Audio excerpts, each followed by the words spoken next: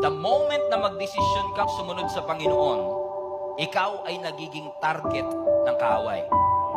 Kasi nung hindi ka pa nagkukumit ng iyong sarili, parang walang resistance, parang walang kumukontra sa iyo.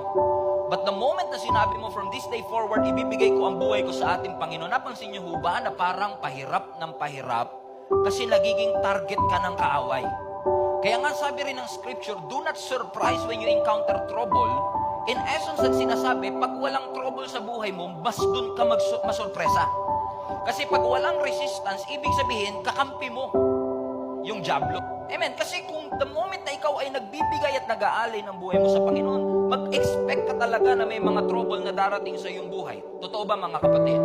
The last a few weeks ago when I preached also in this pulpit, mga kapatid, I have reminded you that following Jesus includes blessing.